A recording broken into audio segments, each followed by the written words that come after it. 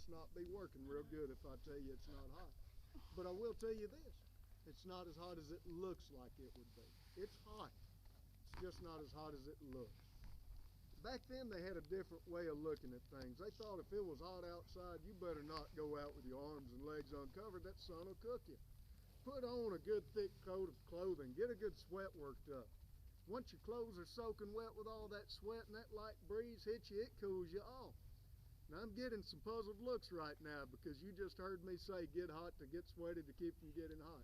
And it's right to be a little puzzled by that. In fact, this is very dangerous. If I don't drink enough water, I could get really sick. I could even die from wearing all this thick clothing in the summertime. I've got to drink water for this to work safely. But there is a use to it if I drink enough water. It's not as bad as it looks. They thought that sun would cook you if you wore short sleeves and that sort of thing. So it does protect me a little bit. And there's another benefit to it. If there are any late bloomers in the group, perhaps young men that have not yet chosen a wife, you wear 3 layers of wool all summer long and do all this sweating, you're going to smell, they're going to notice you, they're going to talk about you. Now you have to take it from there, but you can get their attention with 3 layers of wool in the summertime. Now to me, from the neck down, it's not nearly as hot as it looks like it would be. From the neck up, it's way hotter than it looks. The hat's called a tricorn hat. Raise your hand if you've got an idea why we call it a tricorn. Yes, ma'am. That is the best answer I've gotten in 17 years. Outstanding, young lady. We know tri means 3, and this has 3 corners like a triangle. Now, it doesn't do a good job of keeping the sun out of my eyes or keep the rain off my face, but it looks real sharp. We're actually pretty interested in being the sharpest looking of soldiers. Where did that come from? It's part of the uniform. And I could pull this side down and it'd keep the rain off my face and the sun out of my eyes, but a soldier doesn't get to change his uniform up. Not then, not now. You have to all wear it the same way. And kids, this is today's winter cowboy hat that's just folded up differently.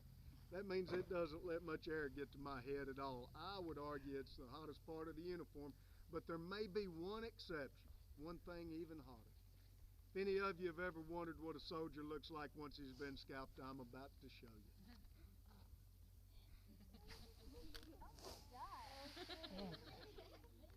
You don't have to sound so horrified, dear. Now, one of you earlier said, "Is that real hair?" And I said, "Yes, it is." And I wasn't lying to you. It is real hair. And it is mine. So if you ask me, "Is that your real hair?" and I said, "Yes," I wasn't lying. Back then, the Army had rules on what a soldier's hair had to look like, just like the Army still has rules for what a soldier's hair looks like. But those rules have changed. In the 18th century, it had to be clubbed. I had to have this look to it. It did not have to be attached. So a lot of them wore wigs, though I prefer the term man hair. People sold their hair.